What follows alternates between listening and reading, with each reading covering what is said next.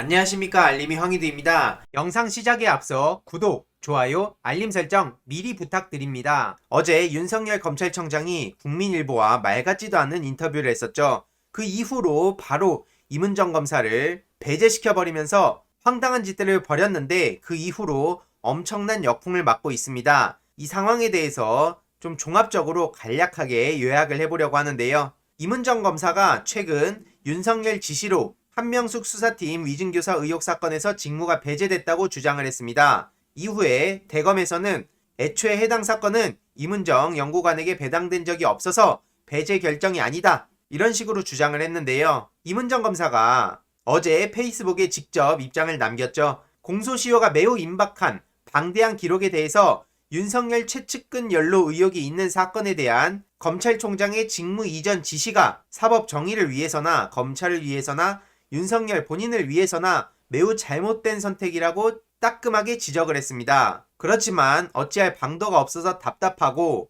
중앙지검 검사 겸직 발령에도 수사권이 있는지에 대한 논란을 대검에서 계속해서 제기하면서 이로 인해 마음고생도 적지 않았다고 하죠. 정말 힘든 길을 걸어가고 계십니다, 임은정 검사는.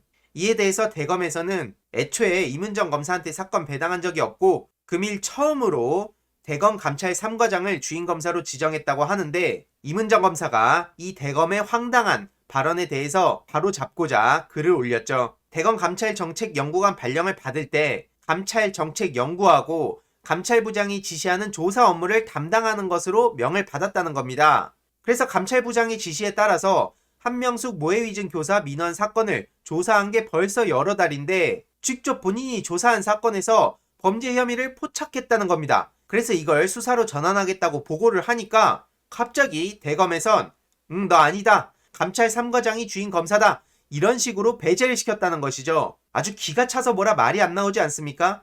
임은정 검사는 만약에 나의 수사권을 박탈하고자 하면 검찰총장이 역사에 책임지는 자세로 직무 이전권을 행사해달라고 요청을 했고, 그렇게 서면을 받은 것이라고 하죠. 이제 한명숙 전 총리 모해위증 사건에서 할 수 있는 게 달리 없어서 감찰정책연구와 감찰부장님이 지시하는 새로운 조사 업무를 해야 될 텐데, 어떻게 윤석열의 잘못된 판단을 바로잡을 수 있을지 고민하고 있다고 주장했습니다. 다시 한번 말씀드리지만 검찰청법 제15조를 보면 대검에 검찰연구관을 두고 고검이나 지검의 검사를 겸임할 수 있다고 저렇게 돼 있죠. 명시가 돼 있는데도 불구하고 애초에 윤석열 패거리들은 임은정 검사의 적법한 권한에 대해서도 계속해서 문제 제기를 하고 엄풀을 해왔습니다. 당연한 것도 당연하지 않은 게 검사 내부의 선택적 공정이라는 중요한 증거가 아니겠습니까? 이에 네티즌들 또한 임기 마지막까지 깽판 치고 나간다, 측근과 자기 실속만 챙기고 남은 검찰은 완전 박살내고 나간다, 밥그릇 없어질 위기에 봉착하자 총장이란 작자가 국민을 상대로 협박과 모략질을 서슴지 않으니 이런 썩어빠진 악성 종양들은 정의의 이름으로 철저하게 단죄해야 한다. 수사권 안 주려고 발악하다가 법무부에서 정식 발령내니까 아예 사건을 배제시켜버리네, 이런 식으로 많은 시민들이 비판을 하고 있습니다. 엄청나게 역풍을 맞고 있는 상황인데요. MBC에서도 임은정 검사의 수사권을 막으려고 사건을 빼앗아간 윤석열이라고 보도를 했습니다. 다들 기억하시겠지만 어제 수사청 반대 공식 표명하면서 검찰의 집단 반발로 이어지나, 이런 식으로까지 보도가 나왔습니다. 일선 검사들도 수사청 반대 목소리 낸다면서 공정과 정의와 인권과 국민을 생각하는 검찰이라고 그렇게 열심히 엄풀하더니 지금 이게 뭐 하는 짓들입니까? 이에 전우용 교수는 윤석열 총장이 한명숙 모해위증 사건에서 임은정 검사를 직무 배제했는데 이건 일반인들은 꿈도 꾸지 못한다는 거죠. 그런 방식으로 자백하는 것도 검찰의 특권인 거고, 휴대전화 비밀번호 안 알려주는 것, 진실을 파헤칠 것 같은 사람을 직무에서 배제하는 것도 검찰식 자백이라고 봐야 할 거라고 따끔하게 뼈를 때렸습니다. 한동훈 사건과 그리고 지금 임은정 검사를 직무 배제시킨 사건을 제대로 지적한 것이죠. 추미애 전 장관 또한 방금 전에 페이스북에 직접 입장을 밝혔는데요. 긴 내용을 간략하게만 요약해보면 검찰총장은 임은정 검사 사건 다시 내놔라, 이겁니다. 지난해 4월 법무부가 한명숙 사건 관련해서 수사 검사들이 모해위증 교사 등 위법한 수사를 했다는 민원 사건을 이첩했는데, 한만호 대표가 한명숙 총리한테 돈을 줬다고 검찰에서 진술했다가 법정에서 이걸 뒤집었죠. 그러자 진정인이 법정에 와서 돈을 줬다고 이야기한 걸 본인이 들었다는 취지로 증언을 했습니다. 하지만 진정인은 당시 검찰이 강요한 진술이었다고 진상을 밝혀달라고 한 거고요. 몇 달 전에 영상을 보신 분들은 이 상황을 잘 아실 겁니다. 한동수 감찰부장이 이거에 대한 감찰 조사를 진행하려고 했지만 대검 차장이 총장 지시라면서 이걸 대검 인권부로 재배당했죠. 그러면서 중앙지검으로 보내라고 했다는 겁니다. 하지만 감찰부장은 이건 감찰 사안이다 라면서 감찰부에서 계속 조사하겠다는 의지를 굽히지 않았더니 대검 차장이 사본을 만들어서 인권부와 중앙지검으로 보내서 편법 배당을 아주 역사상 전례가 없는 짓들을 벌였습니다. 감찰 대상 검사는 윤석열 패거리였고 배당받은 중앙지검 인권감독관 역시 윤석열 패거리 중에 한 명이었죠. 수감 중에 어렵게 양심 고백했던 진정인은 크게 위축될 수밖에 없습니다. 대검 인권부와 중앙지검 인권감독관은 수사권이 없고 조사권밖에 없기에 저건 애초에 덮으려는 의도라고 볼 수밖에 없고요. 사본 편법 배당을 감찰 방해로 봐서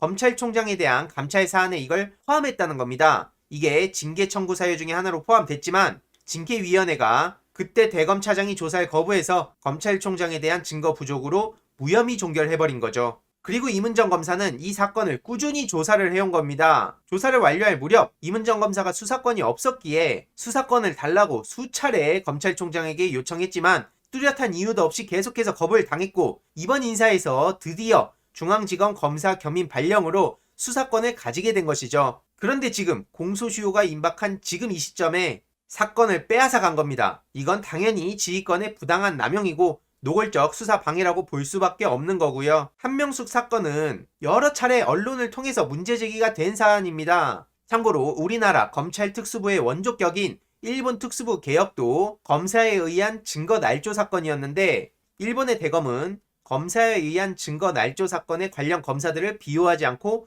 구속시켰다는 거죠. 그들도 지금 대한민국 검찰처럼 무소불위의 엘리트주의에 젖어 있었지만 국민의 불신을 초래한 상황에서 큰 충격을 받고 개혁을 받아들였다는 거죠. 게다가 한명숙 총리 사건은 물적 증거 조작 수준이 아니라 인적 증거를 날조한 매우 엄중한 혐의에 대한 것이고요. 이런 상황에 이문정 검사를 배제시킨 게 과연 올바른 대한민국 검찰총장의 태도냐? 강하게 지적하는 겁니다. 그렇게 열심히 외치던 법과 원칙, 공정, 인권, 국민 어디 간 겁니까? 이걸 따끔하게 추미애 전 장관이 지적한 것입니다. 이런 상황에도 저렇게 염치 없이 엄플하고 있는데 이문정 검사를 직무 배제한 순간부터 더 이상의 어떠한 정당성도 없어 보입니다. 그냥 우스워지는 상황밖에 안 되고요.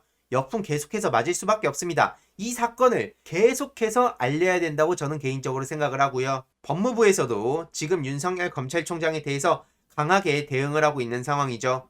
청와대에서도 어제 윤석열 수사청 반발에 대해서 절차에 따라 차분히 의견을 내야 한다고 입장을 밝혔는데 윤석열 검찰총장이 앞으로 무슨 깽판을 치더라도 이문정 직무 배제에 대해서 부당한 사실을 계속해서 널리 알리고 한명숙 전 총리 사건에 대해서도 그 진실을 빠르게 파헤쳐야 된다고 생각합니다. 사실상 윤석열 패거리들의 저런 말 같지도 않은 짓들에 대해서 진실을 꾸준히 알리면 저런 조잡한 언플도 더 이상 먹히지 않는 시대가 왔다고 전 생각을 하고요. 꾸준히 이 상황들을 요약해서 알기 쉽게 전해드리도록 하겠습니다.